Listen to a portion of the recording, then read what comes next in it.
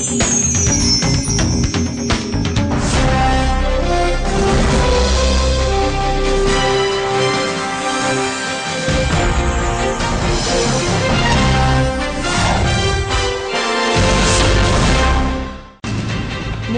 செய்திகள்.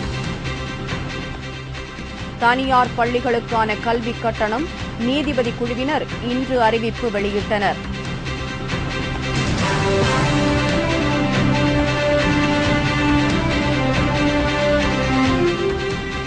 ஸ்பெக்ட்ரம் ஊழல் கனிமொழி ஜாமீன் மனு விசாரணை 20ஆம் தேதிக்கு தள்ளி வைப்பு.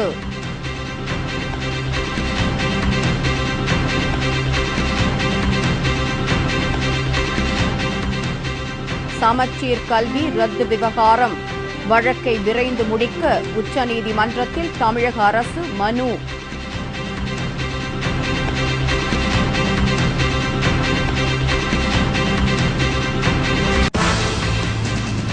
முதல்வர் ஜெயலலிதா இன்று டெல்லி பயணம். சோனியா காந்தியுடன் சந்திப்பு இல்லை.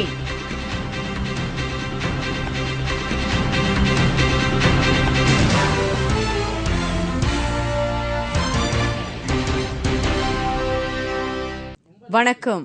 விரிவான செய்திகள். தனியார் பள்ளிகளுக்கான புதிய கல்விக் கட்டணத்தை நீதிபதி ரவிராஜ பாண்டியன் குழு இன்று வெளியிட்டது.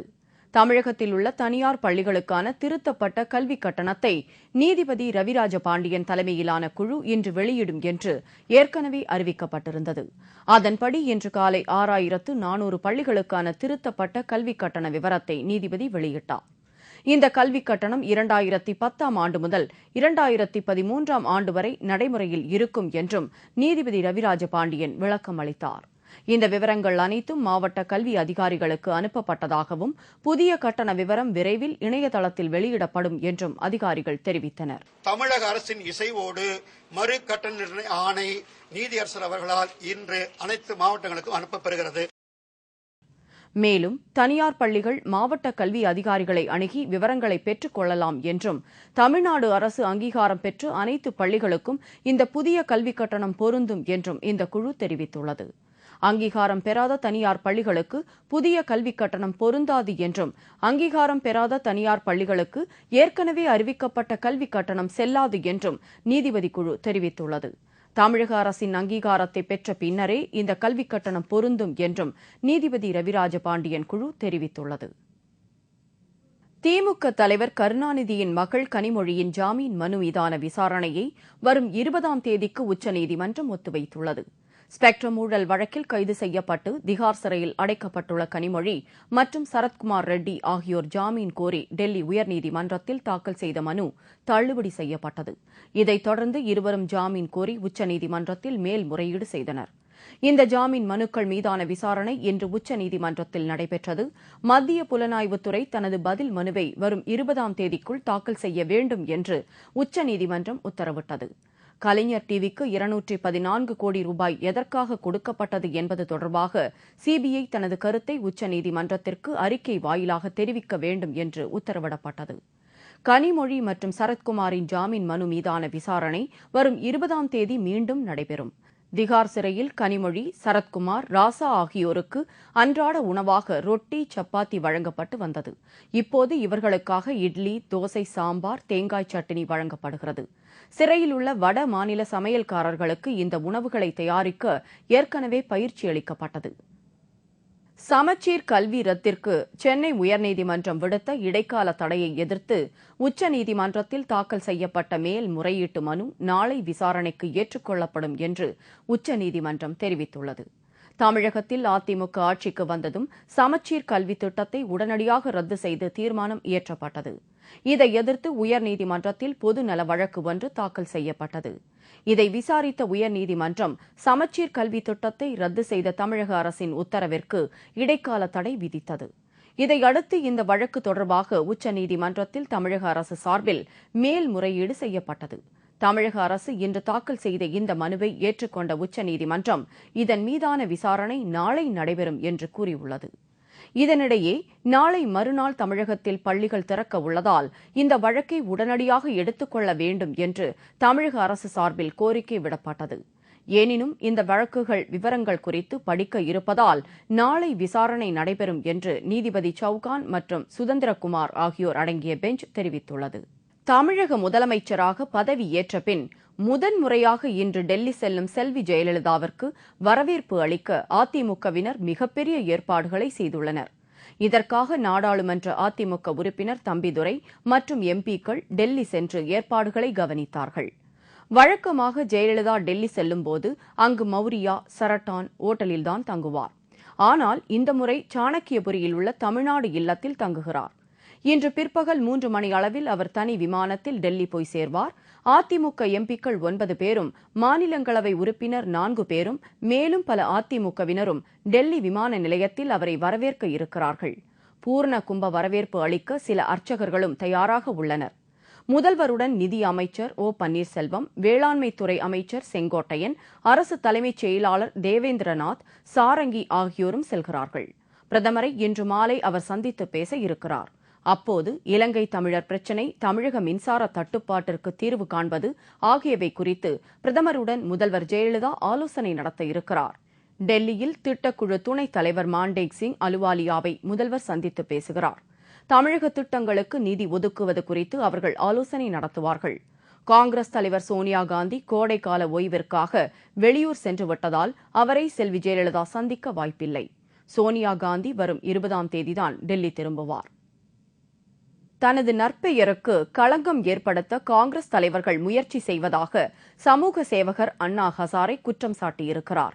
ஊழலுக்கு எதிராக அண்மையில் உண்ணாவிரதம் இருந்து மிகப்பெரிய பரபரப்பை ஏற்படுத்தியவர் அண்ணா ஹசாரே. இதைத் தொடர்ந்து கருப்பு பணம் மற்றும் ஊழலுக்கு எதிராக மக்கள் விழிப்புணர்வுடன் போராட்டம் நடத்தி வருவது அதிகரித்துள்ளது. இந்நிலையில் அண்ணா ஹசாரேவை காங்கிரஸ் கட்சியைச் சேர்ந்த திக் விஜய் சிங் உள்ளிட்ட பலர் கடுமையாக விமர்சித்து வந்துள்ளனர். இதுகுறித்து காங்கிரஸ் தலைவர் சோனியா காந்திக்கு கடிதம் எழுதியுள்ள அண்ணா ஹசாரே, பாஜக மற்றும் RSS ஆகியவற்றின் முகமூடி என்று கூறியது மட்டுமல்லாமல் தமது நற்பெயருக்கு களங்கம் ஏற்படுத்தும் வகையில் பல்வேறு தவறான தகவல்களை காங்கிரஸ் கட்சியைச் சேர்ந்த சிலர் கூறி வருவதாக குற்றம் சாட்டியுள்ளார். மேலும் இதுபோன்ற தவறான தகவல்களை நிரூபிக்க தயாரா என்று கேள்வி எழுப்பியுள்ளார். ஆகஸ்ட் 16ஆம் தேதி லோக்பால் மசோதாவை நிறைவேற்றாவிட்டால் மீண்டும் உண்ணாவிரதம் இருக்கப் போவதாகவும் தனது கடிதத்தில் குறிப்பிட்டுள்ளார். இலங்கையுடனான ஒப்பந்தங்களை ரத்து செய்ய பிரதமர் மன்மோகன் சிங்கை முதலமைச்சர் ஜெயலலிதா வலியுறுத்த வேண்டும் என்று மதிமுக பொதுச் செயலாளர் வைகோ கேட்டுக் கொண்டுள்ளார். சென்னையில் நடைபெற்ற நிகழ்ச்சி ஒன்றில் கலந்து கொண்டு பேசிய வைகோ, சர்வதேச நீதிமன்றத்தில் ராஜபக்சேவை நிறுத்தி தண்டிக்க வேண்டும் என்று கூறினார். டெல்லி செல்லும் தமிழக முதலமைச்சர் ஜெயலலிதா அங்கு பிரதமரை சந்திக்கும் போது இலங்கையுடனான இந்தியாவின் ஒப்பந்தங்களை ரத்து செய்ய வலியுறுத்த வேண்டும் என்று கேட்டுக் கொண்டார். தனி ஈழம் அமைவதற்கு ஐநா மன்றம் மூலம் பொதுஜன வாக்கெடுப்பு நடத்த வேண்டும் என்றும், அப்படி நடத்தும்போது இலங்கை தமிழர்கள் மட்டுமல்லாது வெளிநாடுகளில் அகதிகளாக வாழும் தமிழர்களையும் வாக்களிக்க அனுமதிக்க வேண்டும் என்று வைகோ கூறியுள்ளார். உத்தரப்பிரதேச மாநிலத்தில் 14 வயது சிறுமி ஒருவர் காவல்துறை அதிகாரிகளால் கற்பழித்து கொல்லப்பட்ட விவகாரம் நாடு முழுவதும் பலத்த அதிர்ச்சியை ஏற்படுத்தியுள்ளது. உத்தரப்பிரதேச மாநிலத்தில் 14 வயது சிறுமி ஒருவரை காணவில்லை என்று காவல் நிலையத்தில் புகார் தெரிவிக்கப்பட்டிருந்தது. இந்த நிலையில் அந்த சிறுமி அங்குள்ள மரம் ஒன்றில் பிணமாக தூக்கிலிடப்பட்ட நிலையில் காணப்பட்டார். இதைத் தொடர்ந்து நடந்த சோதனையில் அவர் பாலியல் பலாத்காரம் செய்யப்பட்டு கொல்லப்பட்டது தெரியவந்தது. சிறுமி கற்பழிக்கப்பட்டு கொலை செய்யப்பட்ட விவகாரத்தில் சம்பந்தம் இருப்பதாக கூறி 11 காவலர்களை மாநில நிர்வாகம் இடைக்கால பணி நீக்கம் செய்துள்ளது. இதைத் தொடர்ந்து நிகாசன் காவல் நிலையத்தைச் சேர்ந்த இந்த 11 பேர் மீதும் கடும் நடவடிக்கை எடுக்க வேண்டும் என்று நாடு முழுவதும் கோரிக்கை எழுந்துள்ளது. இந்த கோரிக்கைகளைத் தொடர்ந்து சிபிசிஐடி விசாரணைக்கு முதலமைச்சர் மாயாவதி உத்தரவிட்டுள்ளார். உடல் நலக்குறைவால் சிங்கப்பூரில் சிகிச்சை பெற்று வரும் நடிகர் ரஜினிகாந்த் உடல் நலம் தேறியுள்ளதால் அங்கேயே ஒரு வாடகை வீட்டில் 1 மாதம் தங்கி ஓய்வெடுக்க உள்ளார். ரஜினி தினமும் அசைவ உணவு சாப்பிடுவதாக மருத்துவர்கள் தெரிவித்துள்ளனர். சென்னையில் கடந்த ஏப்ரல் மாதம் ராணா பட பூஜையில் பங்கேற்ற நடிகர் ரஜினிக்கு திடீர் உடல் நலக்குறைவு ஏற்பட்டது. இதையடுத்து சென்னை தனியார் மருத்துவமனையில் அனுமதிக்கப்பட்டு தீவிர சிகிச்சை அளிக்கப்பட்ட ரஜினிக்கு மூச்சு திணறல், நுரையீரல் பாதிப்பு, சிறுநீரக கோளாறு இருப்பதை மருத்துவர்கள் கண்டறிந்தனர். ரஜினிக்கு டயாலிசிஸ் சிகிச்சையும் மேற்கொள்ளப்பட்டது. இதைத் தொடர்ந்து கடந்த மாதம் 24ஆம் தேதி சிங்கப்பூர் அழைத்துச் செல்லப்பட்டு அங்குள்ள மவுண்ட் எலிசபெத் மருத்துவமனையில் ரஜினிக்கு சிகிச்சை அளிக்கப்பட்டு வருகிறது. இதில் அவரது உடல்நிலையில் நல்ல முன்னேற்றம் ஏற்பட்டது. இட்லி, சாதம் மற்றும் அசைவ உணவுகளை ரஜினி சாப்பிடுவதாகவும் இன்னும் 2 வாரத்தில் வீடு திரும்புவார் என்றும் கூறப்படுகிறது. இருந்தாலும் உடனடியாக சென்னை திரும்ப மாட்டார் என்றும் சிங்கப்பூரில் வாடகை வீடு எடுத்து அங்கேயே 1 மாதம் தங்கி ரஜினி ஓய்வெடுக்க உள்ளதாகவும் தகவல் வெளியாகியுள்ளது. இதனிடையே ரஜினி நலம் பெற வேண்டி அவரது ரசிகர்கள் பிரார்த்தனைகள், சிறப்பு பூஜை மற்றும் யாகம் ஆகியவை நடத்தினார்கள். இத்துடன் செய்திகள் நிறைவடைந்தன. தலைப்புச் செய்திகள் மாலை 6 மணிக்கு. உங்கள் பிரச்சினைகளுக்கு உடனடி தீர்வு காண 30134600 என்ற கேப்டன் டிவியின் தொலைபேசி எண்ணுக்கு தொடர்பு கொள்ளுங்கள். வணக்கம்.